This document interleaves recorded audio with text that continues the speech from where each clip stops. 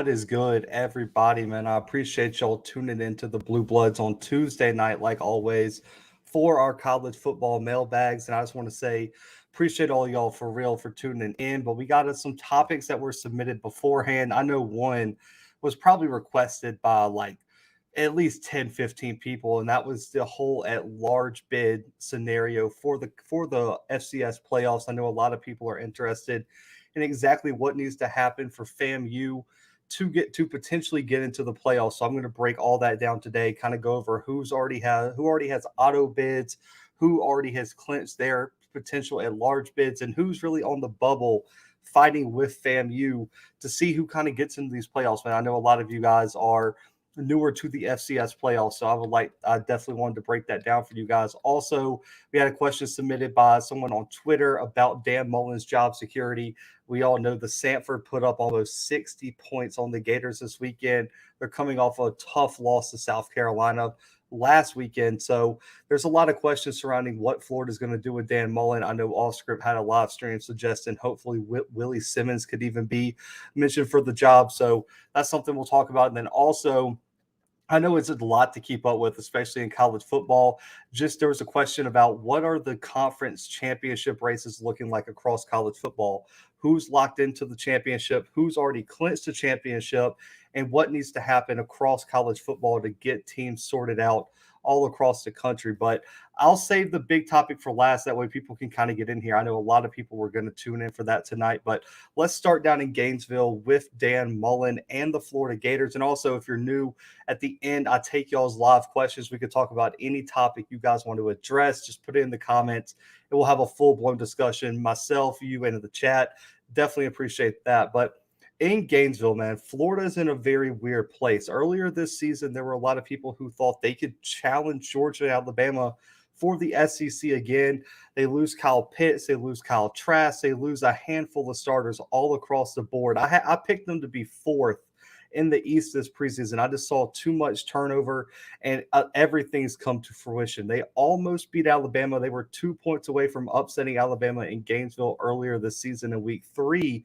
But now, after a brutal loss to South Carolina 2 weeks ago, 40-17, and then also giving up 100 points to an FCS team in Sanford in the swamp, has a lot of people questioning what Florida should do. So I was asked if I think Florida should move on from Dan Mullen this season or after this season. But the latest from CBS Sports is Florida has announced they're not moving off of him in the middle of the season. If this move's going to be made, they're going to wait to the end of the season. So don't expect anything to be announced out of Gainesville till at least December. So that's going to be the latest there. They're not looking to be an LSU, a Texas Tech, a Virginia Tech today, where they lose their head coach early in the season and they start the search early. They're going to wait till the end of the season to evaluate everything and go from there. But for me, I'm going to say no. And I know that's going to shock a lot of people because of how bad Florida's been. But for me, there's a number of reasons. First, you just had a giant turnover. You lost, I think, 8 offensive starters just about last season off an SEC championship appearance. So I got something in my eye, but you just lost like 10 starters. You have giant turnover off one of the best seasons in recent Florida history, and now you're already going to fire the coach that has led you to a New Year's Six Bowl in every single season that he's been the coach in. I just don't think it'd be a smart move for Florida financially and or I guess for the longevity of the program, because my question always is for people, if you are going to move off a coach, who are you going to hire that's better? And y'all can put it in the comments. I know there's some people in here right now. Who in the country right now do you have confidence Florida can hire to be better than what Dan Mullen is right now? I don't think you can because of how many large jobs are already open in college football. You're going to have to compete with LSU, USC, Washington, Virginia Tech, TCU. All these jobs are open right now, and LSU has one of your big rivals in the SEC already has a multi-month head start on you. So for me, I just think it'd be smarter for Florida to ride it out with Mullen one more year. You have a solid recruiting class coming in. He's consistently putting top 10 classes together. And for me, the stability he offers in that regard might be better to wait one more cycle and see what he does when he can take this young team and mature them one more year, especially coming off of a tough COVID year where you had one of the best teams in the country. And also, I mentioned the stability of the program. This will be their second different coach since like 2016. That's not a great look. And we've seen some of these programs around the country fall into this where they hire somebody, fire them, hire somebody, fire them. And the program never gets to sustain that success. And for me, Florida's too good of a program to fall into that. You look at McElwain, you look at Muschamp, you look at all these coaches that they've had. None of them have worked. And Mullen has been the most successful at his time in Gainesville. For me, I just don't think you can fire him right now in good conscience and be confident that you're going to get an upgrade. Because my number one thing, like I said, is are you going to upgrade if you fire your coach? I think that was a definite yes for LSU with Ed Orgeron. I don't think he was the right hire in the first place. I think he just landed a ridiculous team in his lap. I think that was probably yes for USC. Clay Helton hasn't been as successful as you would expect at USC. Also, Jimmy Lake had extenuating circumstances off the field that really pushed Washington to make that move. You look at TCU, Patterson was there for damn near 25 years, and I think his just longevity, he overstayed his welcome, and I think that program needed a shift. I don't think any of those situations directly apply to Mullen. There are some questions I have about him, but for me, I think last year earned him a grace period, just like I know a lot of people watch the SWAC on our channel, just kind of like with UAPB. I felt like that conference championship appearance last year really bought that program some time to get over this year before they just clean house. So that's kind of where I am on the Mullen situation. And then real quick, guys, for the conference championship races, man, we'll start with the ACC and then we'll get into the FCS playoffs, which I know a lot of y'all are here for anyway. For the ACC right now, Wake Forest is in the lead for the Atlantic. If they win one of their final two games, they clinch that division. They play Clemson this weekend in really a division determining matchup. Now, if Clemson still has a chance in this division, shockingly, and if you haven't been following the ACC, that might be mind-blowing. But Clemson can win this division if they beat Wake Forest this weekend and the Demon Deacons lose to Boston College next weekend. So Clemson, Wake Forest are racing for that Atlantic division in the ACC right now. While on the other side, Pittsburgh will clinch the Coastal Division if they beat Virginia this weekend. But Virginia, a win this weekend will get them to control their own destiny. And if they can win this weekend and beat a Virginia Tech team without their head coach now next week, they'll win the Coastal. So what it's looking like is it's probably going to be a Wake Forest versus Pitt or UVA ACC championship game. I think the best case for the ACC would be Pitt and Wake Forest win out and go to the ACC championship game because those are their two highest ranked teams. Wake Forest found themselves back in the top 10 tonight in the latest college football rankings. Now for the Big Ten, it's a little bit it's a chaos everywhere. Ohio State is in the lead for the East. If they win out, they win the East. But same for Michigan and Michigan State. If Michigan State wins out, they clinch the East. But Michigan, they can win out, but they have to have Michigan State lose to Ohio State this weekend, most likely, or lose a game down the stretch. So Michigan, Michigan State, Ohio State all have shots to win the East in the Big Ten this year. Now for the West, it's chaos, man. Wisconsin controls their destiny. Winning out, the Badgers will find themselves winning the West in the Big Ten. But Iowa, Minnesota, and Purdue all have complicated paths to the title as well. Iowa must win out and have Wisconsin lose a game in the next 2 weeks. Minnesota has to win out, have Iowa lose twice in the next 2 weeks, and then Purdue has to have Minnesota and Iowa lose once, and then also win out along with Wisconsin losing twice. So it's looking like if Ohio State wins this weekend and can get past Michigan, they're probably going to take the East. But the West, man, is chaos. But Wisconsin has the direct line in terms of making it to the Big Ten championship game. So Ohio State, Wisconsin right now would probably be the favorable bet for you. But also with all this chaos in the West this season, you just never know. Now, the Big 12 is also complicated. Oklahoma and Oklahoma State control their own destiny. They just need to win out to clinch the division. The only other team with a shot is Baylor, and they'll find their way in with an Oklahoma loss or 2 losses by Oklahoma State, and they're going to have to win out. So if Oklahoma State beats Oklahoma, it's going to be Oklahoma State and Baylor, because Baylor has the tiebreaker over Oklahoma. But sadly, they did lose to Oklahoma State earlier this year, so they would need the Cowboys to lose twice in the final 2 weeks of the season. So a simple scenario for the Big 12. Of course, the SEC is super simple. I'll skip to that. Georgia's clinched the East Division. They're going to go to Atlanta to in the SEC championship.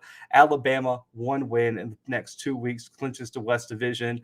Probably going to get it this weekend, but if not, Auburn losing Bo Nix for the season really puts them in a great place to get through the SEC.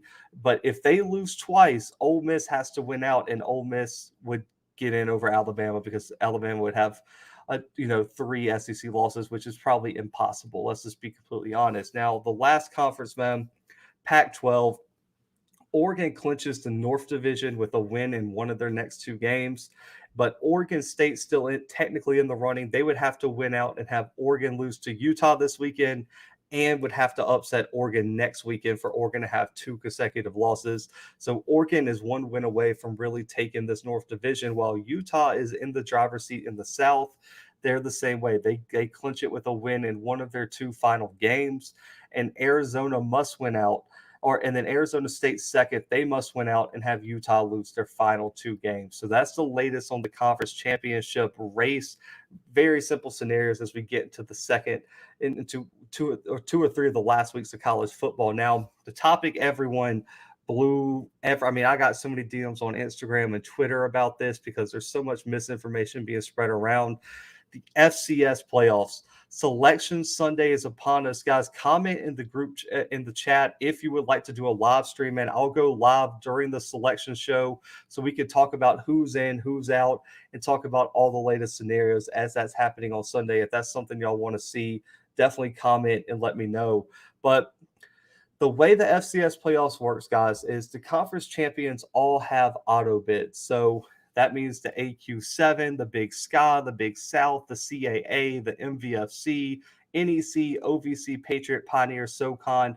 All these conferences have automatic bids into the playoff this year. So the only conferences that are clinched right now, guys, Sam Houston has clinched the AQ7. They're the number 1 ranked team in the country. They were going to be in regardless, but they're going to get the automatic bid in terms of getting into the playoffs. OVC is clinched. UT Martin beat Tennessee State last weekend to solidify the conference title for the OVC. And then also the Patriot League, Holy Cross, has sealed that up already going into this weekend. So those are the only 3 conference champions that have been determined in the FCS, but the rest are all up for grabs. So we'll start with the Big Sky. Montana State or Sacramento State will be the conference champion. If Montana State and Sac State both win this weekend, Montana State holds the tiebreaker over Sac State, so Montana State would get the automatic bid. But both of these teams, in my opinion, are going to get in, and they're probably both going to get seeded regardless if they get the automatic bid or not. So, guys, another just tangent here. Even if you don't get an auto bid, you still can be ranked the top 8 seed. The top 8 seeds are exclusive from auto bids and at-large bids, so you could have a bunch of at-large teams be ranked in the top 8 and get that bye week. But Montana State and Sac State will probably both get a ranking, which means they would get a bye week over the first week of the playoffs. The Big South comes down to this weekend. Kennesaw State, Monmouth play. Whoever wins that game will get the qualifying bid for the Big South. Now, Kennesaw will most likely be in regardless. They are absolutely probably going to win this game. I think Kennesaw has been that type of team this year, but Monmouth has to have this game to probably get into the playoffs. We'll talk about it in a second, but I think Lawrence even commented it down here. The Big South and SoCon are really going to determine a lot for FAMU. Kennesaw State and East Tennessee State are both playing for a bye week, but if Monmouth wins, that takes an at-large bid away from the rest of the pack because Kennesaw is going to get that at large bid, and so is Monmouth. So that means two Big South teams are definitely getting at large bid. So that's going to play a huge role for FAMU and a lot of these other bubble teams. So if you're a FAMU fan listening, you better be the biggest Kennesaw State fans in the country this weekend. You have to be rooting for Kennesaw State because if Monmouth wins, FAMU's chances go from slim to none to almost zero already. A quick one, the CAA, both of these teams are in, but the CAA is going to come down to Villanova or James Madison. Nova clinches with a win this weekend because they hold the tiebreaker over James Madison. If they lose their game, JMU will win the CAA and be in anyway, but JMU is probably almost clinched a top 8 seed for the most part. I mean, I would be shocked to see James Madison not get a top 8 seed. The MVFC, North Dakota State clinches it with a win this weekend. They have a fairly easy game this week. I would imagine North Dakota State gets the Missouri Valley Conference auto bid, and they'll probably be a top 4 seed, I would imagine. Sacred Heart would clinch the NEC bid with a win this weekend. Davidson will clinch the Pioneer auto bid with the win this weekend. And then this is the one Lawrence said, yeah, ETSU is definitely a lock regardless of what happens this weekend. ETSU and Mercer play this weekend, and this game will determine the SoCon. So this will determine the SoCon championship. If Mercer wins, listen, if you're a FAMU fan and Mercer and Monmouth wins, it doesn't matter what happens at Bethune-Cookman this weekend. You are not in the playoffs. That will take 2 at-large bids away from FAMU. So if Mercer and if Monmouth wins, if you're a FAMU fan, I'm sorry, you're probably packing it up and headed home for the year because I don't see a way that FAMU is going to sneak into the playoffs in that case. So if you're a FAMU fan, ETSU and Kennesaw, I'll go buy some merch, root for them as hard as you can because those games are going to determine your entire future. And then the final auto bid is the Southland. Incarnate Word clinches it with a win this weekend. If they lose, it will go to Southeastern Louisiana, but both of those teams are going to be in regardless as well. So that's the latest in terms of conference championships, things like that. Crazy Criminal said Montana State or Sac State, South Dakota, James Madison, Monmouth. Yeah. San Diego, ETSU, and Mercer.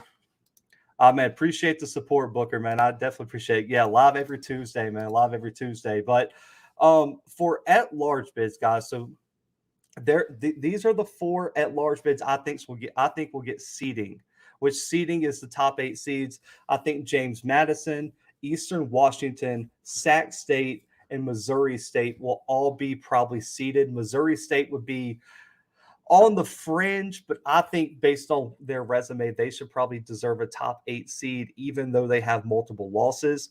But I think James Madison, Eastern Washington, Sac State, and Missouri State are locks for seeding as at large bids. You look at JMU, 9-1, a top 50 strength of schedule. They have wins over number 9 Weber, number 25 New Hampshire, 23 Delaware, 25 William and Mary, and their only loss was to Villanova. They're a lock. Eastern Washington, 71 wins, a top 20 strength of schedule. They have an FBS win, wins over Montana, UC Davis, both top 6 teams, and their only losses were to number 4 Montana State and Weber State. So for me, they're a lock. Sac State, again, they're in running for their conference championship. For me, they got the 32 strength of schedule, 8 D1 wins, a number 5 win over Montana. Their only losses were to Cal and UNI, who was a top 15 team. And then Missouri State, for me, so Crazy Criminal, I'll actually make that distinction because I am about to have to talk about South Dakota State. I think their path has become much more complicated after last weekend, and I'll get to that. But Missouri State has the 2nd-ranked strength of schedule in the country right now. 7 D1 wins. They've beaten number 16 Central Arkansas, number 7 Southern Illinois, number 20 UNI, and their only 3 losses are to number 3 North Dakota State by 7, Oklahoma State by 7. That's a top 10 FBS team, and then an upset over with Youngstown State. I think those teams deserve it, but I still think there's a chance some of these other teams could sneak in. So, Crazy Criminal, I actually do think South Dakota State may be on the bubble right now. And I'm not alone in thinking that. I think they'll still get in, but right now they have to win this weekend, in my opinion. They're 7-3. They only have 6 D1 wins. And I think the way they've been losing over the past few weeks has really hurt them. I think they will slide back in, but I think they've played themselves out of seeding. You see their losses to Southern Illinois, UNI, South Dakota, and their really only 2 key wins have been Colorado State and North Dakota State.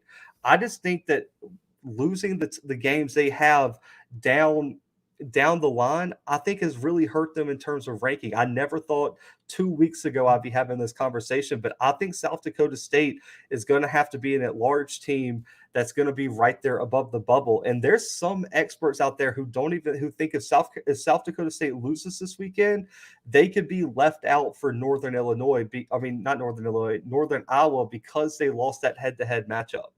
So there's a lot of chaos surrounding South Dakota State right now, man. I was very, very surprised to see how they've been playing over these past few weeks.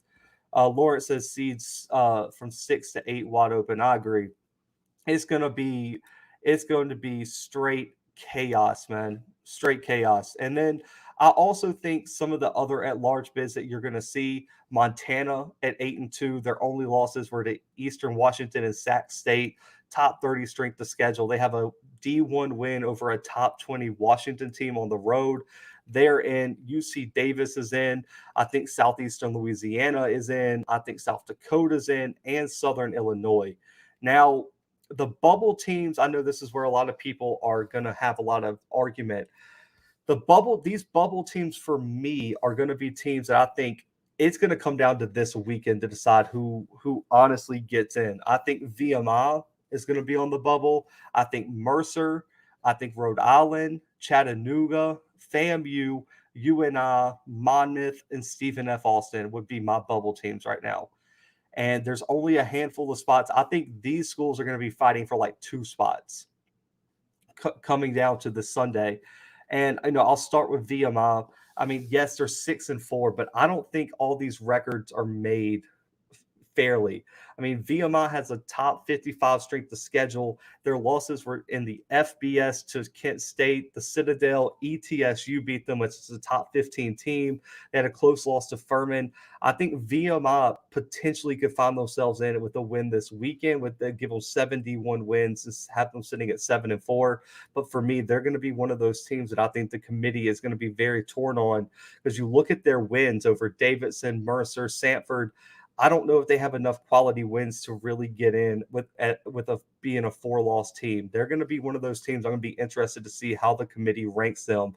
There's a lot of experts over at Hero Sports that think they're going to get in.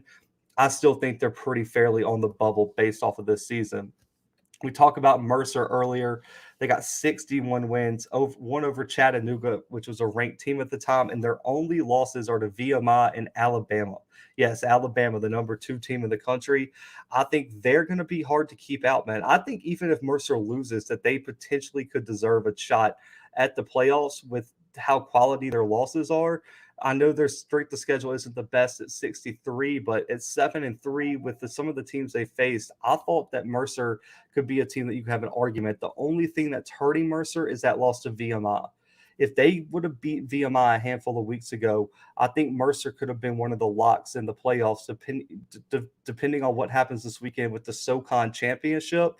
So for me, I think Mercer is going to be an interesting team at 7-2 to see if they get in. But if they win and get 8-2 with a SoCon championship, they're in regardless. Now, Rhode Island is an interesting team as well. 7-3, 71 wins, including a top 10 win over Delaware earlier this season.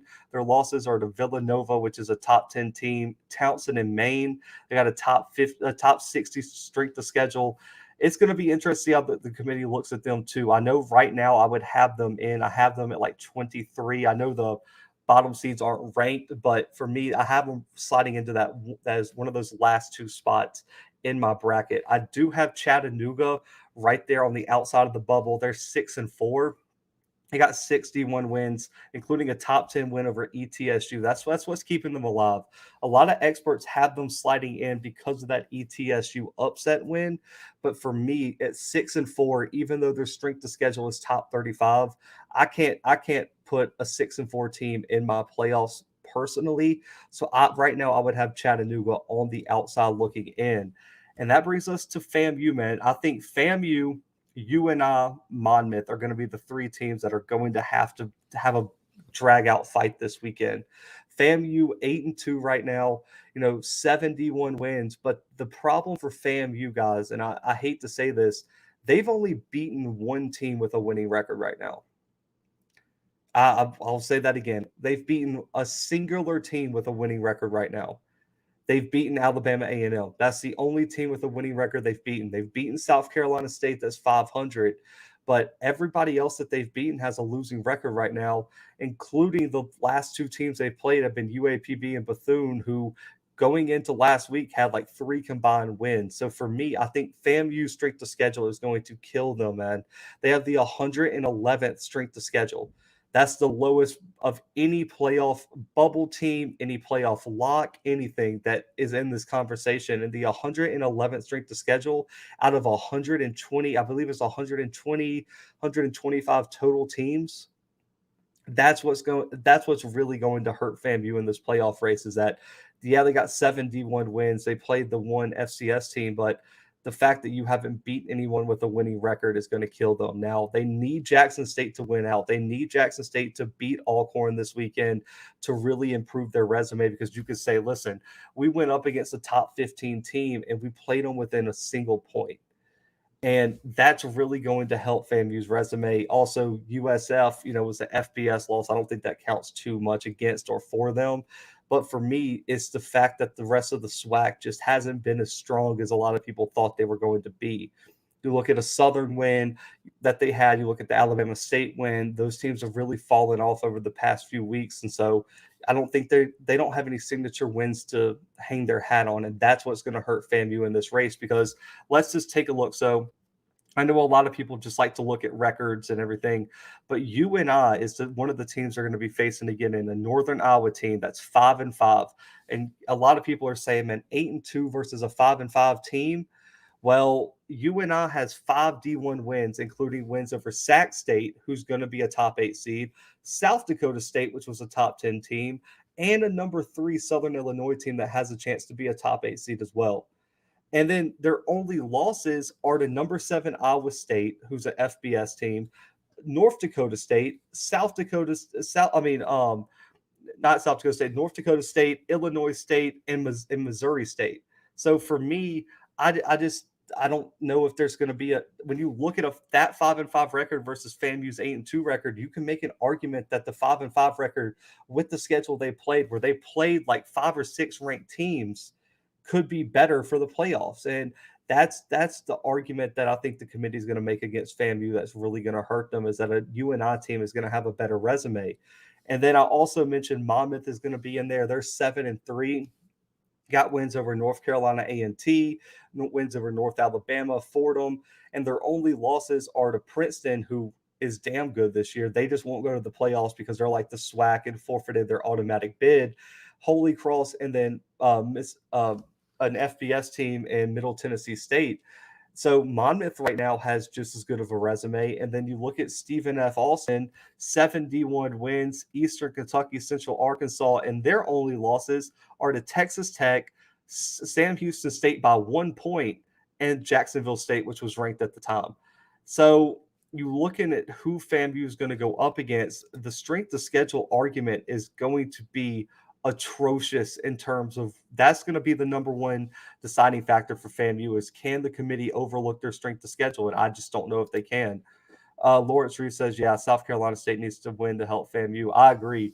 And the biggest thing for South Carolina State is the way they could help FAMU is if they could win like the Celebration Bowl, but that comes way after the playoff selection committee. So you won't even get like that to hang your hat on.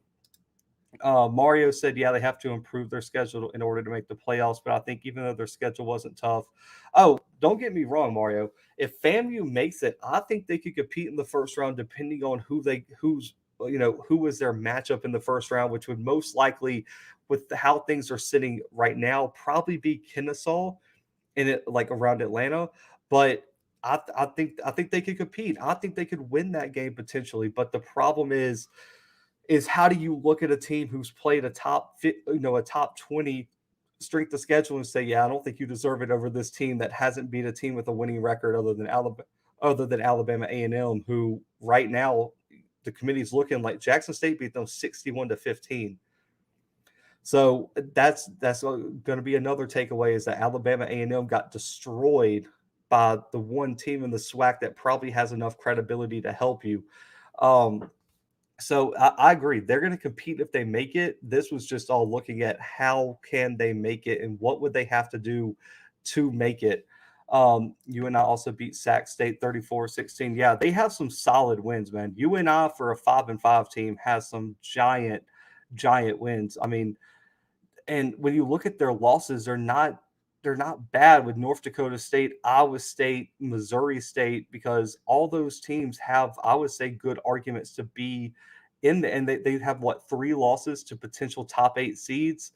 That's going to be the biggest problem. But like I said, in case you guys weren't tuned in earlier, FAMU, if you're a FAMU fan, you have to be the biggest Kennesaw State fans this weekend, and you also have to root for ETSU, because if Mercer and Monmouth wins, it's a wrap. You might as well it doesn't matter if you beat Bethune-Cookman, because you're not going to the playoffs in that case.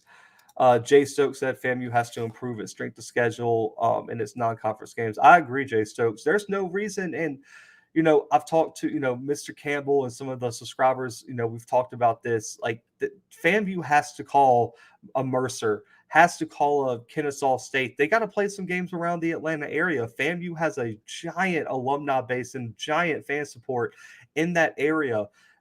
I think they could sell out a stadium if they played either one of those teams. And in the regular season, that would be a perfect week 0 game. And yes, you have the SWAC MEAC challenge. You have an opening game against Jackson State next year, again down in Miami. But for me, that would be a perfect week 0 game. Send one of your teams to the SWAC MEAC challenge, and then FAMU, Jackson State, one of these top teams, go play a Kennesaw State, go play a Mercer, go play an ETSU, a UT Martin at a neutral site in week 0. It'd be a great chance to get the SWAC on ESPN, ESPN2, week 0, when there's not a lot of competition. And you saw Alcorn and NCCU, they had the whole country's eyes on them because there was no other content to watch. So I think a FAMU Kennesaw State game would draw a bunch of eyes, and it would sell out a stadium because FAMU can go to Atlanta and draw a giant crowd. And same for Kennesaw. I mean, the Kennesaw State, I believe it was Kennesaw State, North Carolina A&T. They had over 30,000 people at that game. So what would happen if FAMU played in Atlanta? I would imagine it'd be even bigger than that, especially week 0 to kick off the season in some sort of, cross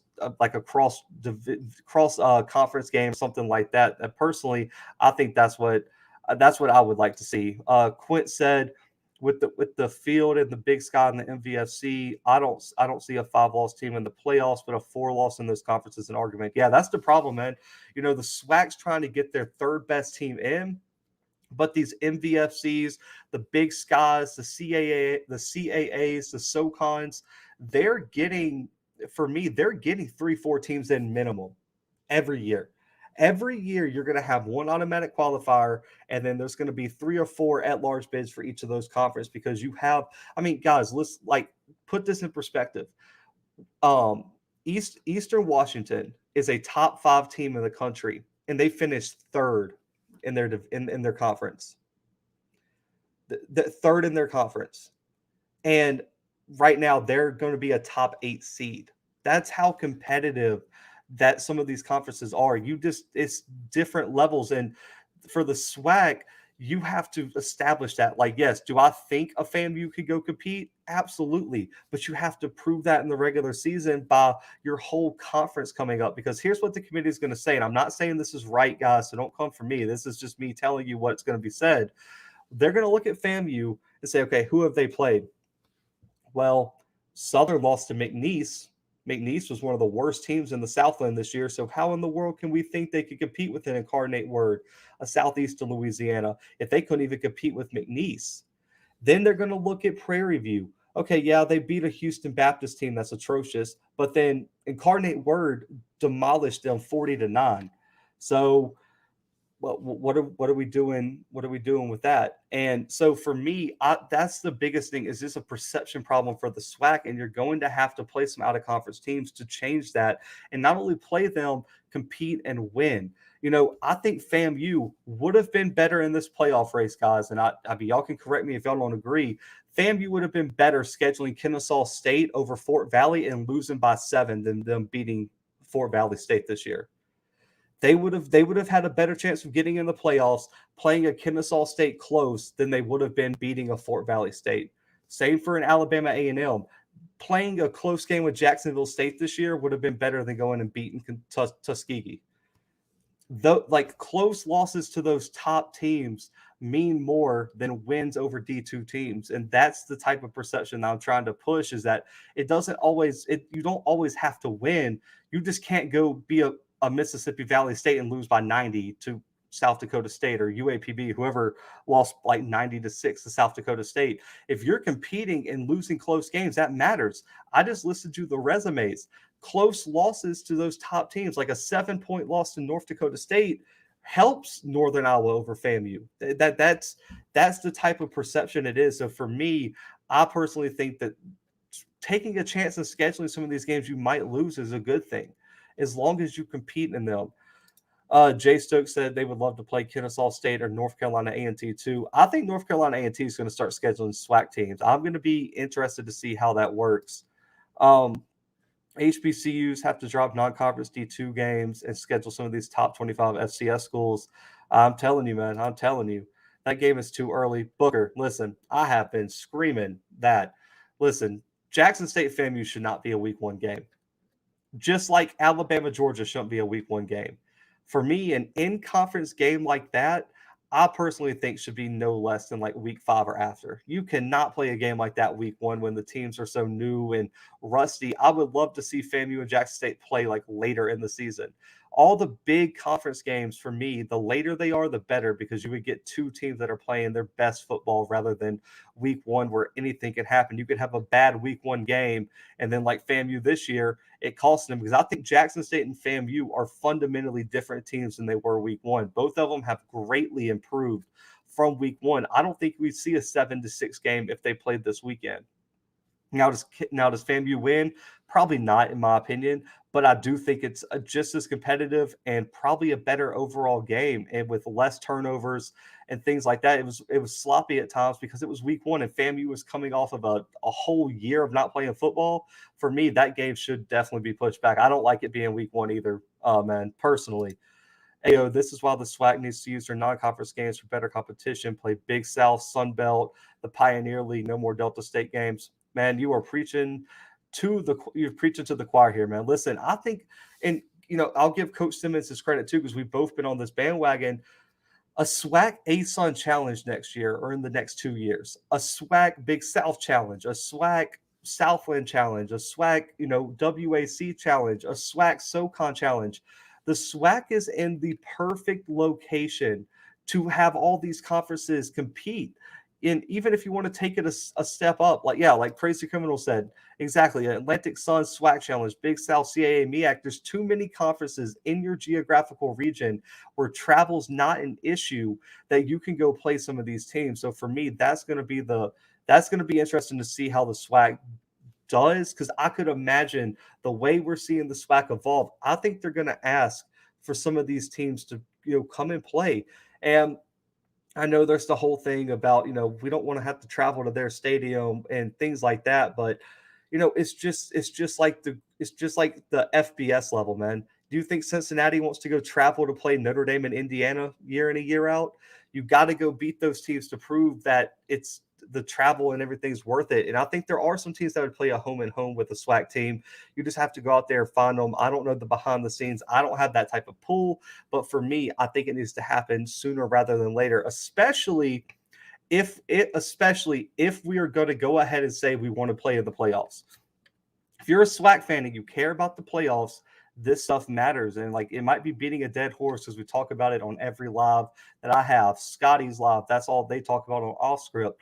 But it might be beating a dead horse, but it matters because you have to go beat these playoff teams because resumes come down to matter, just like it does at the FBS level, just like it does at the D2 level in their playoffs. Lawrence says Stephen F. Austin's in the same boat, may get left out in an okay AQ7 league. I agree. Sonic Boom said third best. I think it's. Oh, you're talking about FAMU. Okay. If you're talking about FAMU third, but the only reason I said third best is because you have the two teams going to the conference championship, and then so technically, an outsider's perception, that'd be the third best team. But I definitely think FAMU is probably the number 2 team in the SWAC right now. But just third best in terms of rankings because they can't go to the conference championship. Sonic Boom is what I was trying to mean there. Those D2 games are money games for those D2 HBCUs. Did you see Coach Simmons' video? I did, Sonic Boom. And I told him this, so I mean, you can let him know I said it too. His video was incorrect because he used the wrong strength of schedule ranking. He used another site. Unless you're using the Massey rating system on when you type up strength of schedule FCS, it's Massey ratings like .com or something like that. That's the only strength of schedule that matters. So FAMU is number 111 out of like 120 teams. So I got his point, but for me, like I said, I think it was our first live stream on here for the mailbag or not. Good losses are better than bad wins, and you're going to see it happen in the playoffs every year. So I think his video was great, but in terms of the playoff video, he used the wrong strength of schedule metric that the committee doesn't use. But I did like his video of week 0 neutral site games, which is just a conversation we were having. Play in North Carolina, play at the Titan Stadium, and things like that. You have to do something else. But it hurts HBCUs like Prom said, forget the money games. Kennesaw State and Mercer played non-countable games this year. Yeah, listen, the conference, like the whole, I forgot which games were non-countable. But yeah, you're all right, Lawrence. They did play non-countable games this year. JSU and FAMU have been playing week 1 forever, but eventually those won't be Orange Blossom teams. I personally would like to see them play probably I would say even a little bit later than Jackson State played Alabama A&M. I would like that to be a week 8 or week 9 game. Imagine an undefeated FAMU versus an undefeated Jackson State. I mean, that would be something I would want to see. Let's see. So, hang on. Is that the one where JSU was like 0.400 or something? Jackson State is 9-1 in this one, and they're the 54th best team according to this one, and they have a 105th best schedule. I don't know where the 0.400 came in, Sonic Boom, but they have the 105th ranked schedule, and in terms of just the overall rating system, they're like 54th in the Massey rating system right now. Quince Easter, I think a 3-loss Stephen F. Austin team will get in due to the AQ7 strength of schedule. Close loss to Texas Tech, 1 point to Sam Houston, 1 touchdown loss to Jacksonville State. Quince, I think the thing with Stephen F. Austin is going to be they're in the same boat as FAMU because if Monmouth or Mercer win, they're probably not going to have a spot for them. So I think if you're FAMU, Stephen F. Austin, any of these, teams right outside the bubble, you have to be rooting for the favorites to win this weekend because all it's going to do is steal at large bids for these lower teams. So I think Stephen F. Austin is in the same boat as FAMU right now. I do think they have a little bit of a better resume. The problem is I don't think they have as many quality wins. They have a handful, but I think they needed to win that Jackson State game to feel real comfortable going into this weekend in terms of getting into the playoffs. Booker, if you win, you can make the case to have a home game. Facts. Oh, I know what you mean. PV and Alcorn are trash. Man, you were too much. Got to have that Pat Hill, Fresno State scheduling mentality back a few years ago. Anytime, any place, anywhere. I like that you called it that. You see, I guess I don't know how old you are, Crazy Criminal, but for me, I always called it the Boise State mentality. Boise State there in the mid-2000s under Chris Peterson, They didn't care where you were ranked, where you wanted to play the game. They traveled to Atlanta. They traveled to Dallas. They would travel to North Carolina. They didn't care, and They would play you at your home field. I mean, they went and played, I believe it was Virginia Tech one year in Blacksburg, all the way across the country, week one. So I like Pat Hill, Fresno State, and or the Boise State scheduling is like we're going to have to prove ourselves, and we know that, and we're going to go out and beat you. And I love that mindset for teams, and I think that's the mindset the SWAC's going to have because right now the only teams outside of Prairie View has been okay, and so is Alcorn. Southern at times has been good as well, but I want the Jackson States, the FAMUs, all these top teams. You're going to have to go out and play some people. And I understand Delta State needs to check. I understand Fort Valley needs to check.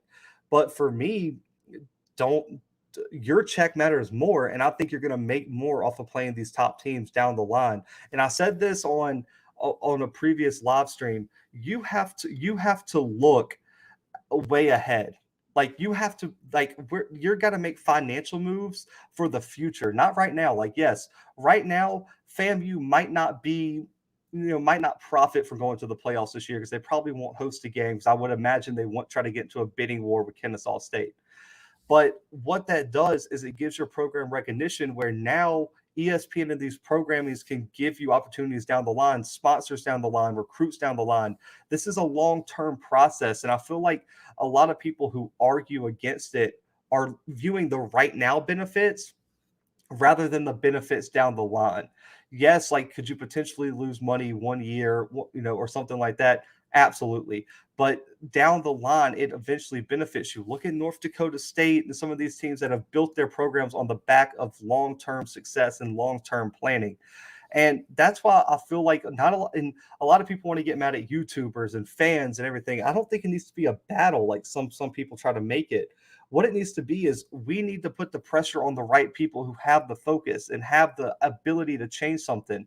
So myself, a Coach Simmons, an Allscript, a CFL, a Sonic Boom, a Lawrence in the chat, a Crazy Criminal. You can put pressure on these ADs because our voices are going to be loud and put pressure on people in high places to make a change. And it's going to be slowly but surely. But instead of just staying quiet and being like, oh, that's always how it's been, that's this or that, I think the more pressure and the more we talk about it and the more we make it a storyline, the better it will be for the SWAC in the long run and all these other schools. Because I think there's other schools that have scheduling issues too outside the SWAC, and not a lot of people talk about it, but I think the Southland at times needs to get out and play some more teams as well. I want to see how the ASUN does now that they are losing some of their biggest teams.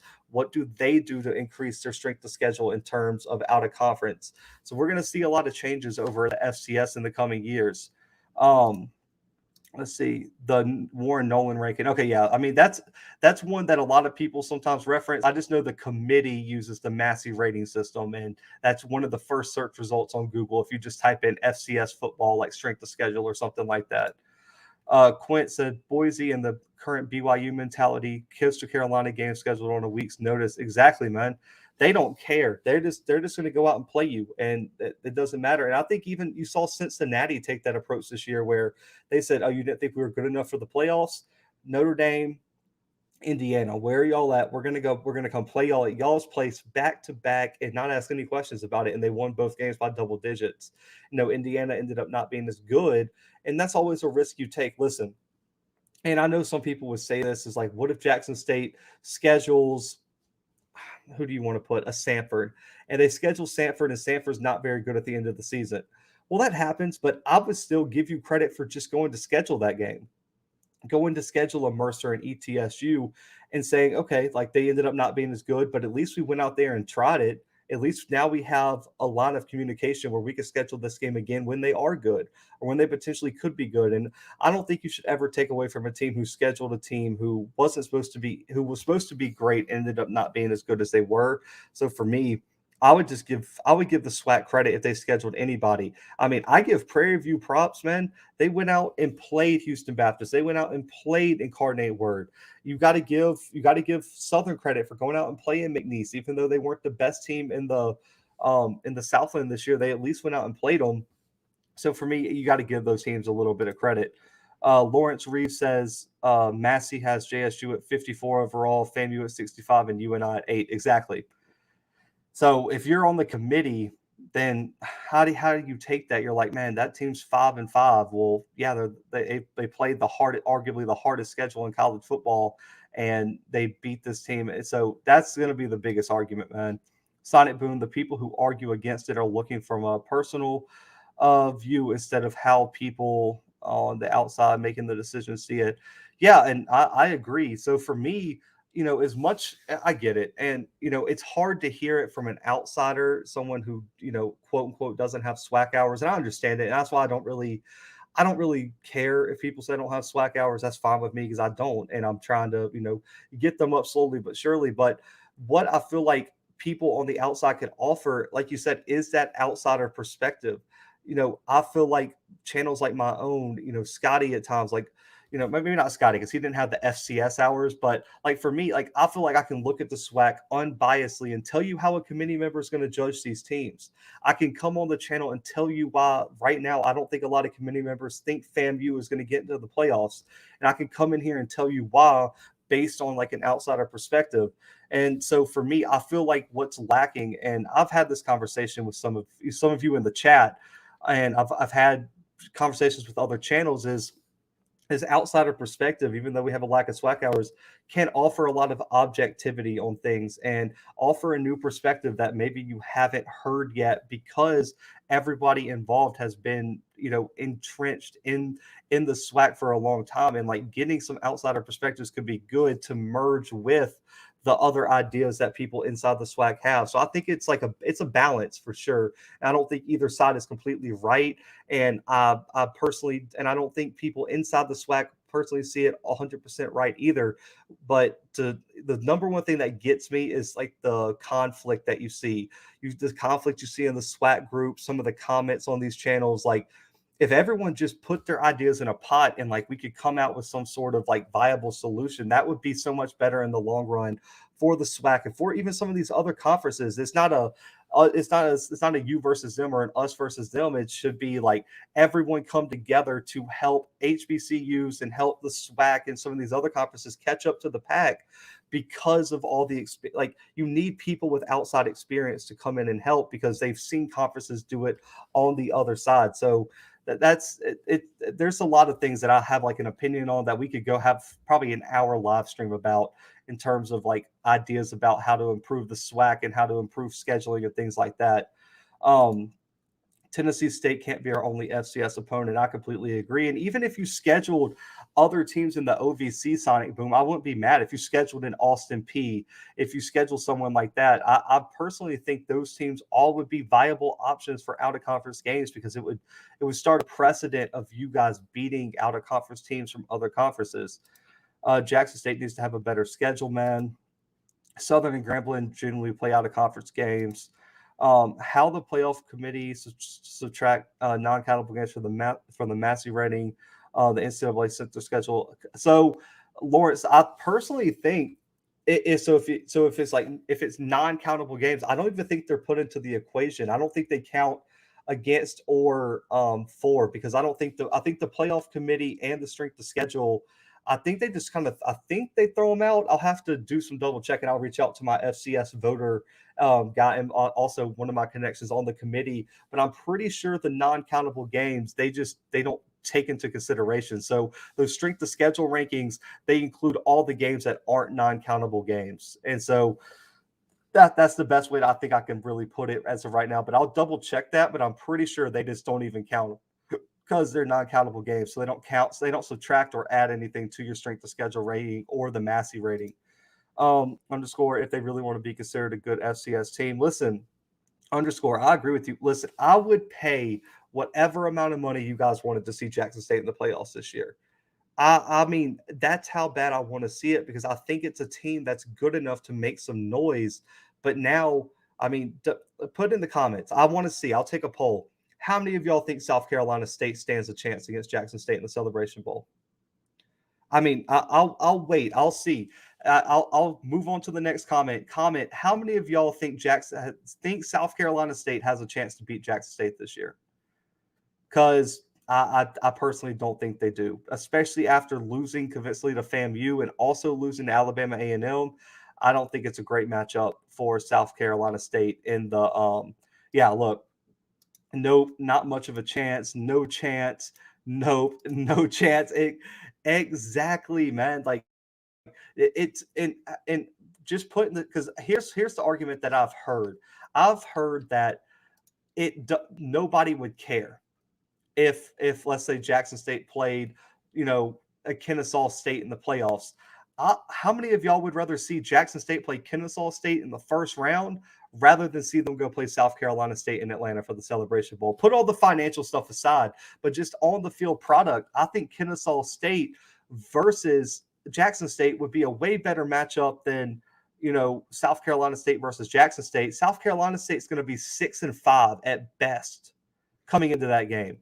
6-5, guys. Does that get everyone worked up here in terms of how excited you are for that game? I personally don't think.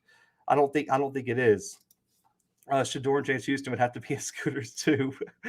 I'd rather watch the Kennesaw State game. No lie. Booker Wilson said me. I agree, man. I think the overall. I know there's financial considerations as well, but for me, just on the field in terms of because I think the MEAC's in trouble, guys. I mean, the MEAC is in a lot of trouble right now. I don't think the MEAC's going to be very competitive at all, and I don't know how long it's going to last in terms of a conference. I just personally don't. I don't think that. You see, I like what Keith Younger says. 0% at all. Who he said? Who's Jackson State playing the Celebration Bowl? Nobody. I mean, also Keith and everyone in the chat. How many of y'all? So I mean, this won't ever happen. I would rather see Jackson State play FAMU again in the Celebration Bowl over South Carolina State. I think the FAMU Jackson State game would be way, way more competitive than anything that you're going to be able to watch with that South Carolina State team. And that's just my opinion. So let me go back to some of these comments. I know I missed a bunch of them as we got way off of track there. Community members see it differently. The media sees it differently. Some of us are too close to it. I agree, man. SWAC needs to do a Baylor TCU build-up plan, schedule cupcakes, recruit, schedule big matches. Yeah, I like that plan, Quince. That's one way to do it, man. AO said it's definitely needed. The HBCU realm is way too homogeneous on their thinking. That has to be a 15-plus year commitment. As South and North Alabama came to play in Jackson, those schools are willing to let us have home games. We just need to show up. We can play any school within 5 to 6 hours of Jackson. That's a lot of schools, Sonny Boom. Listen, Jackson State is in the perfect area to schedule these non-conference games. I mean, the perfect area to schedule. I mean, they have so many teams that they can schedule, man. South Carolina State can 4-week. Plus, doesn't JSU have alumni in the ATL area? Yeah, I believe Jackson State. You have to. I think Keith, Timona, Boom, all people in the chat. I think they're all Jackson State alum. I have to ask them, but I'm pretty sure Jackson State has a giant alumni base in Atlanta, and so does FAMU. I'm pretty sure. So you're gonna have to ask some of them, but I'm pretty sure that Jackson State has a big Atlanta base. Jackson State couldn't stop Kennesaw's run game, and Kennesaw could stop JSU's passing game. It'd be an interesting matchup, man. That quarterback for Kennesaw would be the best quarterback, in my opinion, that I think Jackson State's defense has seen. I think the option attack would be crazy to watch, but it would be a defensive slugfest. I mean, they beat North Carolina A&T 14-0. It'd be, I think both teams would struggle to score 20 in that game. It would be interesting to watch. We always say people won't come to non-HBCU games, but who the hell comes when SWAC schools play South Carolina State or Morgan? I don't know, man. Timona said the only way to get over the strength of schedule is to re-enter the FCS automatic bid. I would agree. Listen, I think the SWAC should get an automatic bid because, I mean, really and truly, Jackson State's one of the best teams that this conference has had in a long time. And I think it would be a team where if you got an auto bid, because Jackson State wouldn't be a top 8 seed. They wouldn't be ranked, but they would probably have a great chance to get a home game in the first round because I think they would get one of those lower teams that snuck in, and I think they would have a chance to outbid them. So I really think that the auto bid would be huge. JSU and FAMU are big in ATL. The Orange Blossom Classic 2.0, it would be great. They could be an ATL Classic 1 year. We beat UConn 1 year in basketball, hosted the second of the NIT, boosted basketball sales the next season. Tennessee State and South Carolina State should join the SWAC. I agree. I think the MEAC's going to have a lot of problems. I really do. I really think those teams are about to disperse across other FCS conferences. The Big South, the SWAC, even maybe the OVC, ASUN picks a few of them up. We'll see, but I don't think the MEAC's going to last much longer, man. I really don't. I don't think they have enough teams. I don't think they have enough competition right now to survive.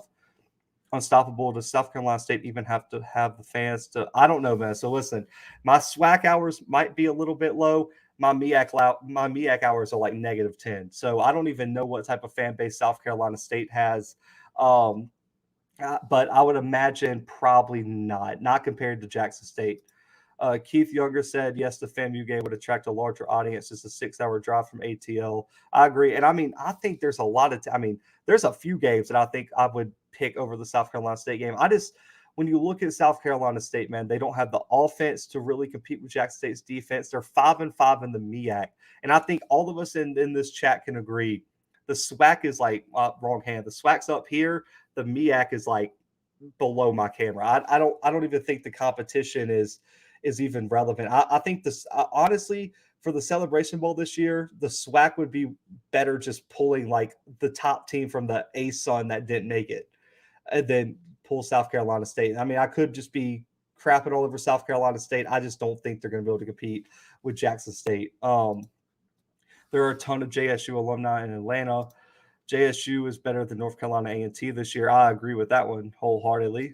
Do you think that Sam Houston deserves the number 1 seed? I like Montana State to get the number 1 spot. Lawrence, this is a good argument. Ooh.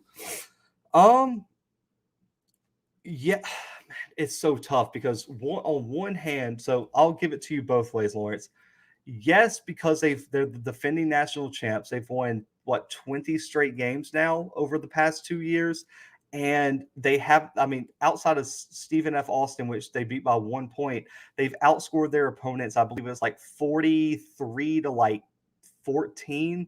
They've just been blowing people out. But on the other hand, their strength of schedule isn't great. I believe it's in like the mid 60s right now.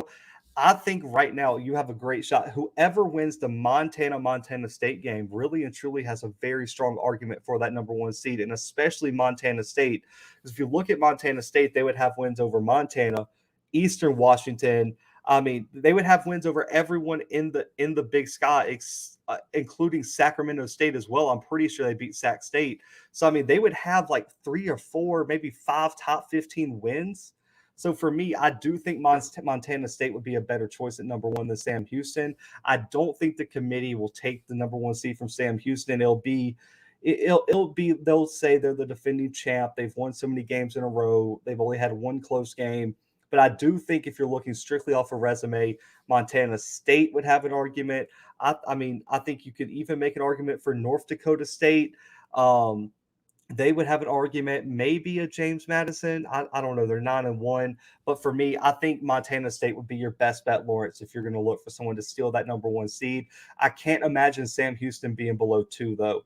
If that happened, they would have to be number 2, because I couldn't imagine an undefeated Sam Houston defending national champion sliding out of a top 2 seed. We'll definitely have to see there. But that's a good question, Lawrence. I really like that one. Sonic Boom said MEAC schools have no fans. FAMU held that conference up for years.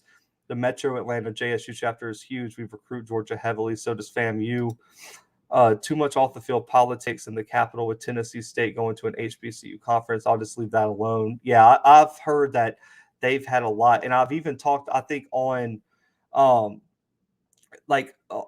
in terms of on this show, I've talked about how they need an on-campus stadium and everything, and I know some people commented about the politics, and I don't even want to get into that side of things, because as everyone knows, the southern political region is about as controversial and corrupt as possible. I'm from Southern Alabama, and I got a lot of thoughts on it. I don't even like to watch politics because of where I'm from, so that's a whole nother conversation. But Jay Stokes said JSU will crush South Carolina State. I agree. I think that if I would imagine, they'd be 20-point favorites minimum against South Carolina State, and it'd probably be it's going to be a massacre. Tennessee State will never be an HBCU conference. Mississippi and Tennessee would have to turn blue first. Man, The SWAC and MEAC, according to underscore, needs to unloosen themselves and add outside schools to their conference and help conferences grow. Okay, that's a question I want to see where y'all's head is at. I've talked to Scotty about it. I've talked to a handful of people about this. Would if you're a SWAC fan in here, answer this question for me. Would you be opposed to adding, any type of PWIs to the SWAC? Would you be able to add? So, like, let's say, would you add a Southeastern Louisiana, which is a top 10 team right now? Would you add, a McNeese? Would you add a West Florida coming from the D2 level? We kind of had this conversation in terms of conference realignment a few weeks ago, but I want to see where some people's heads are at, because I know there's a lot of people in here that have a lot of ties. So I want to see, would everyone in here be upset? How would you feel? What teams would you what team would you want in the SWAC? Like, is there a team outside the SWAC that's like potential PWI that you would want to add to the conference? Or do you think that it's that one, it would never happen in the first place? So let's see. Lawrence said, I have FAMU at Southeastern Louisiana. Winner plays number one, Sam Houston. That would be Lawrence. I know. Listen, I know there's some people in here that don't watch a lot of FCS football, but Southeastern Louisiana with Kelly at quarterback against that FAMU defense. Listen, I don't stream games on my channel because I can't risk being copyrighted.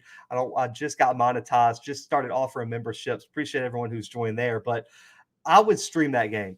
FAMU versus Southeastern Louisiana would be a drop. I mean, I would love that game.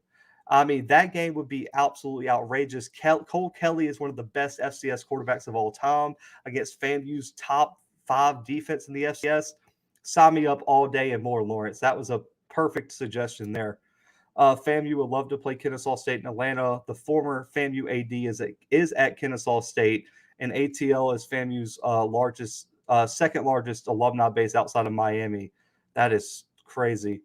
I didn't know that, Jay Stokes, but yeah, that's good to know, because I think there's a lot of teams around the metro Atlanta area that FAMU could play. And I think that would be interesting. Black Pilot said Delta State to the SWAC. I could see it. Sonic Boom, I'd be down with that if the SWAC wasn't already at 12 teams. The majority of SWAC people would never go for it. Yeah, listen, if you're on my channel, you're probably not in one of like the old school type mindsets, but I know there'd be a lot of people in a lot of Facebook groups that would be real upset with me, Sonic Boom, if that ever happened and found out that I suggested that. But I agree. Not a SWAT guy, but I would add the Southland MEAC and make a super conference. And Crazy Criminal, would you do like the pod system that the SEC is potentially doing, where like there's like 4 or 5 pods in the conference, they all play each other. Then you got like the cross pod things, and then like a playoff for that would be interesting. Okay. Crazy Criminal's got a point here. So, guys, I don't know if you know a lot about the SEC expansion, but what they're doing is they're making like a potential pod system where you have like four to like 6 pods in the SEC of like 4 teams. Those pods play each other every year. Then you have like 2 other pods where everyone plays each other. And then for the championship, the winner of all 4 pods plays in a playoff for the conference championship game. That could be the exact type of playoff thing that some of the SWAC fans want. Instead of going to the FCS playoffs, you could just have a super conference playoff for the conference champion. That'd be interesting, Crazy Criminal. I take Delta and I'll take Valdosta. I agree there. Ferris. Maybe a Bowie State, maybe a Savannah State, but I'm not sure. I think a West Florida, if you're adding a PWID2, would be a slam dunk. I mean, they've been a dominant program for the past few years. Booker Wilson said as long as their band travels. Oh, man, SWAC needs to re-enter auto bids. I agree, T. The SWAC has to get that. You've got to, or you either got to get the strength of schedule up or the auto bid. I agree. Delta State and the SWAC for unstoppable. Sonic Boom, SWAC fans need to start following FCS more in general. We're too close-minded. Sonic Boom, send them my way. I got y'all with the FCS content. I got to do more game previews, though. They always fall behind my SWAC previews in P5. I just try to cover too much, but I definitely, in the next few weeks, will be doing that. Southeastern Louisiana is only 56 minutes from Southern campus. That's crazy that they didn't play this year. Black Pilot, Delta State is in the SWAC footprint. Valdosta, West Florida, West Georgia, West Alabama would be great in the SWAC as well. NEC MEAC merger. I can see that too, Lawrence. The NEC is also one of the smaller conferences. Sacred Heart would be a crazy add to that conference too. Sacred Heart is studding out right now, man. Phil Ross said JSU needs to schedule Southeast Louisiana. That's only 2 hours away. I agree. There's a lot of teams, Phil, that you could schedule in like your area that you could play. Crazy Criminal, yes, the pod system would be great for football and all the Olympic sports. I like that, man. Nothing wrong with it as long as it doesn't stress travel and the team increases conference strength of schedule. Yeah, Booker, everyone you would add has to be like in like the South. Like I think you go from like Texas to maybe like Georgia, maybe up to South Carolina, Tennessee. You have to keep it in that region, I think, to make it work. I would be honest. I would honestly be less interested adding MEAC schools than some PWIs. That's interesting. The MEAC, I agree, is on life support. Jay Stokes, Coach Simmons, JSU versus Sam Houston, Week 0 in Dallas. FAMU versus ETSU. I agree, Coach Simmons. We are on the same plane. We have talked about those matchups. Though that is what I want to see. ETSU versus FAMU in Atlanta would be crazy. I think you could. I would replace it with probably Kennesaw because Kennesaw is in Atlanta. But huge, man, huge. Those matchups. What's up, Mr. Moore, man? Appreciate you tuning in, man. Hope you're doing well, Mr. Moore. Criminal said, personally, I don't see the SWAC leaving the MEAC for dead if it comes to that. Yeah, I would imagine a MEAC merger would probably be the next step for the MEAC before they just like disband it completely. Seriously, can increase travel costs, must increase strength of schedule, but that has to be for anybody. Sonic Boom, what was your question about the FCS show? Post it in the chat again, and I got you. I'll be on the lookout for it. I think the two Louisiana schools play Southeastern Louisiana. Those would be huge games. I think Cole Kelly graduates this year, though, so I don't know how good SLU is going to be. But I am interested to see how they look after Cole Kelly graduates. Because right now they're a stud just because Kelly is like a generational type quarterback. 6'7", guys. Walter Payton Award winner, and other than Eric Barrier, is by far the best quarterback in the FCS right now. I mean, it goes Eric Barrier, like Cole Kelly's right here, and then like everybody else is all the way down there. I mean, those two quarterbacks have are problems at the quarterback spot. Romeo Carter, SLU is good. The roster's made up of all transfers, but what happens? Yeah, I don't know what they're going to look like next year, man. That's what I just said. I don't know what they're going to look like when everyone graduates. I would imagine they're going to have a large turnover and probably go through some years of really tough times. Sonic Boo said they'd already be in SWAC country. I agree. I can't wait till JSU unveils plans for the stadium next year. They're supposed to be finished with the plans next March. I'm interested to see, man. I would imagine with Coach Prime and his standards, it's gonna be something to see. I'm excited to see it. I know FAMU dropped some renderings. I don't know if they were legit or not, but it looked amazing as well. So I think with FAMU and JSU building new stadiums, the SWAC's on the right path to really increase its money making and footprint and things like that. Make bowl games in week 0. I agree. Coach Simmons put the whole country on you. Jackson State defense versus Sam Houston. It'll be a good matchup or a nightmare. Yeah, listen, Ezard is a problem at wide receiver, man.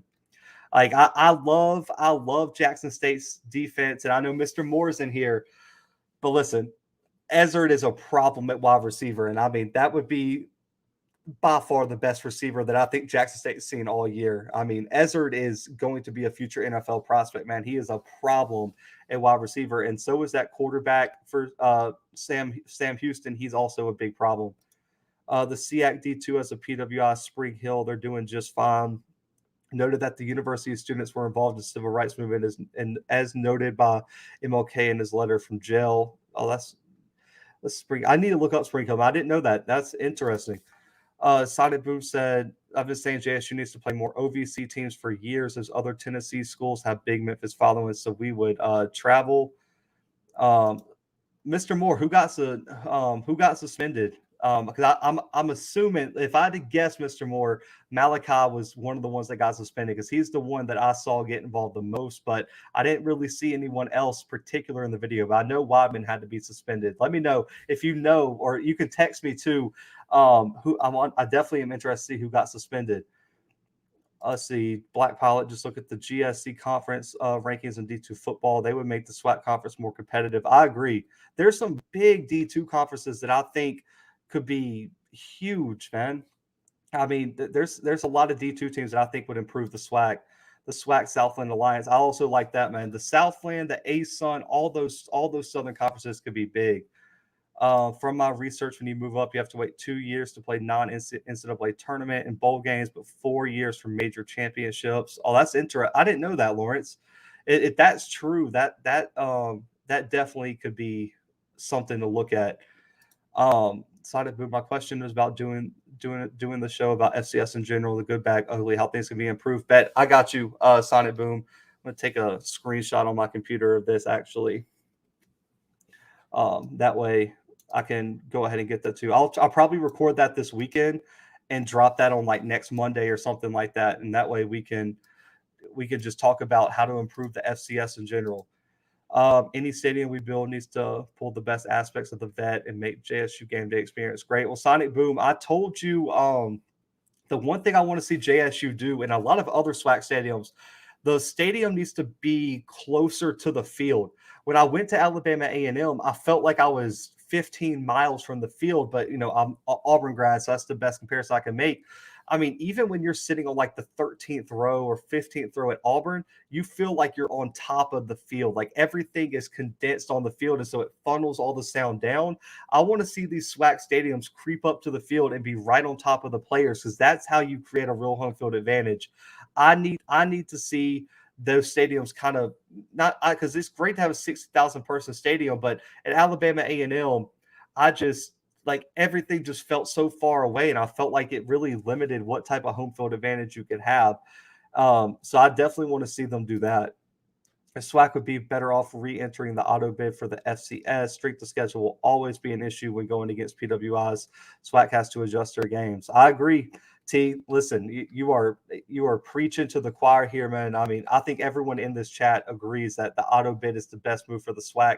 The problem, T, though, is how are you going to convince Grambling and Southern to move their game and convince Alabama State? I think they have the Thanksgiving or Turkey Day Classic or something like that on that same weekend. How do you convince those schools to change their schedule? Because it's just me. Like, based on people I've talked to, Southern fans are not going to do that. Grambling fans are not going to move the Bayou Classic, and that's going to be the biggest problem for giving the SWAC an auto bid is how do you convince those schools to give up that date? And I really think, T, you're going to be fighting against years and years of tradition on that one. So that could be a fight that I don't know if anyone wants to actually take up. And I know me being an outsider, I suggested that one time, and I thought that my channel was going to get taken down, man. It was not. They were not happy suggesting that. Sonic Boom, well, they do practice against Wadman every day. I agree. No more bloodbath money games. Only play FCS or Group of Five. I agree. The playing the Auburns and Alabamas and everything is just not worth it. Loving the JSU on the show, man. I appreciate it, Surfer Boy 3000, man. Definitely appreciate it. I would not be opposed to letting PWIs come into the SWAC. The student population has non-Black students, so why not? I'm sure if it would happen. I'm not sure if it will happen, but I would not be against it. I like it, Jay Stokes. I like it. Romeo Carter said the SWAC should really petition to play in the New Orleans Bowl. It could be the only bowl where an FCS versus an FBS. Hey, if it's possible, they absolutely should do it. They absolutely should do it. Let's see. I lost my place here. I'll get through these last few comments, and I got to dip to Frankly Speaking Sports. I do a weekly appearance on there. But listen, if real quick, if you join any level of the membership, I will be doing another members only live stream on Friday, man, for everyone who's already joined. So if you just want to join that, I will definitely have another live stream this week. And I'm also looking on creating some time, probably on like a Sunday, to do another weekly live stream, because this has become such a big thing for y'all. So I appreciate y'all support and making this something that I got to change on the show. But Crazy Criminal Blue, what do you think about BYU, Fresno State, EWU, and Nevada's head coach for the Washington job? So Crazy Criminal, on my episode where I talk about Lake being fired, Fresno State's coach is definitely already in the running. Fresno State's coach is probably one of the, I think he's one of the top 3 or 4 candidates for that one. And so is the BYU head coach. So BYU Fresno State coach, absolutely is going to be is going to be in the running for this one. I don't think Eastern Washington coach or Nevada's coach is going to be in the running, but BYU, Fresno State, and Dave Aranda are going to be probably the top three candidates as of right now, based on everything I've read about that opening. Crazy Criminal. Lawrence, if Jackson State wins the Celebration Bowl and FAMU wins 1-2 games in the playoff, the Orange Blossom Classics could go up. Listen, I'm trying to go to that game, so I'd appreciate if it wasn't $1,000 a ticket. But yeah, you're right. The tickets would skyrocket. Dante Moore said Wadman and Nugget have been suspended so far. Man, that's horrible. How long? Oh, just Alcorn. So Malachi Wadman and Dante are, oh man, Nugget and Wadman are both suspended for Alcorn. Those are big losses, man. But I do think Jack State will still be able to win that game. We'll definitely see. Let's see, maybe do a call-in show on that. I agree. Surfer Boy, I was gonna break it, but I think a lot of people are already know this.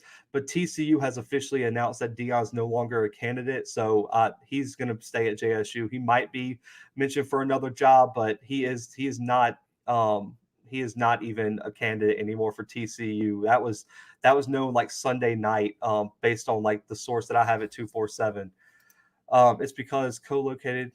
It's co-located with the track of many HBCU schools. Okay, that makes sense. The stadium needs to be football only focused, not track and football. We had an auto bid before Blue. Yeah, y'all need to get it back. You got to get it back, man. That's something I want to see. Let's see. We really don't care what Bama State does. There'll never be a chance to go to the team with the playoffs. Fair enough. Some of these schools need to lose to ego. I just hope we don't get a dome. JSU tried to get a dome in 2013, and the state was. Listen, I don't listen. I don't like a dome either. I mean, North Dakota State does a great job with theirs. I just don't think Jackson State in the South needs a dome. You got pretty. I mean, it's hot early in the season, but overall you have nice weather late in the season. But for me, I don't think a dome's needed. It's needed in North Dakota State where it's -50 like at the end of the season. But I don't think Jackson State should build a dome. I like the open concept. The only thing I'll say is please have a closed concept. I don't like the open concepts like Alabama A&M has no stands in the back. I think it needs to be surrounded to have like a real home field environment. California Baptist women's team won the WAC tournament. They have to wait 2 years. Okay, that's crazy. I did not know that. It's a SWAC championship game. That's going to be the problem. Yeah, Booker, but they can move that up if they can move the Bayou Classic up. So it's really gonna come down to whether the Bayou Classic can be moved or not, and depending on if that happens. Sonic Boo, we've been suggesting they move the Bayou for decades. People act. You guys just showed up with some unpopular ideas. Hey, I appreciate it. I appreciate it, Sonic. At least I'm not the martyr for that one. Lawrence, if any D2s move up and join the MEAC, so I can play a money game. Okay, that makes sense. I'm gonna try to go talk to CFO to do a call-in show about all the complaints about JSU not being ranked about higher. I actually understand why we're not in the top 10. Listen, that's a show. Listen, that might be a show for someone else to do. Listen, the people who watch that channel, man, they will not understand. I know there was some channel that made a show about they made a show about why Jackson State wasn't the number one team in the country, which was just like that's come on, man. That's just not even that don't make no sense. But yeah, there's a reason you're not in the top 10. It's because you're not even in the top 100 of strength of schedule. That's why. Like if Jackson State played a tough out of conference schedule, they probably would be in the top 10. But yeah, I agree. That would be an interesting call-in show. What is wrong with repairing the stadium we already have? I graduated in 2010, and they were talking about a stadium. F that. Go ahead and repair the one we have. Fair enough, T. Nonsense. Why even do something so stupid? Just celebrate your win in peace. Don't disrespect folks like that. Vet is a great stadium for JSU. Yeah, I agree. Domes are not for college football. I cannot stand that. Um, let's see. We need an auto bid. That's the only way SWAC teams will be compete. I agree. Listen, I don't know who y'all got to put pressure on, but I've been screaming. I think the SWAC needs an automatic bid. I think the whole perception of what the SWAC is fighting for has to shift. You got to do something, man. You can't just sit and be happy with whatever, with just going to the Celebration Bowl when the MEAC is at the lowest point it's been in a long time. So for me, I agree. You got to get an auto bid and find a way to maybe send right now, you could probably send your fourth or fifth best team in the SWAC to go face South Carolina State and still potentially win the Celebration Bowl. And that's why I'm saying, like, you can keep the money of the Celebration Bowl. Just let's send the best teams to go beat the other best teams. That's how you get the SWAC to the next level, in my opinion. So that's definitely how I feel. But guys, I appreciate y'all tuning in, man. Another great show with y'all. These live streams are becoming a bigger thing. I'm gonna try to get another live stream done on this upcoming Sunday. Maybe have that like as a secondary thing. But if you want in on the member only live streams, that is my first ever member only live stream to welcome members. That'll be on Friday night. The link is above, and you can just hit the join button just like on Scotty's channel and DJ's on Raw Cut Truth and all that. But I appreciate y'all tuning in. I gotta go run to another podcast, but I definitely appreciate y'all tuning in. But I'll be back later this week with some more content. Y'all already know. But for right now, man, we are out.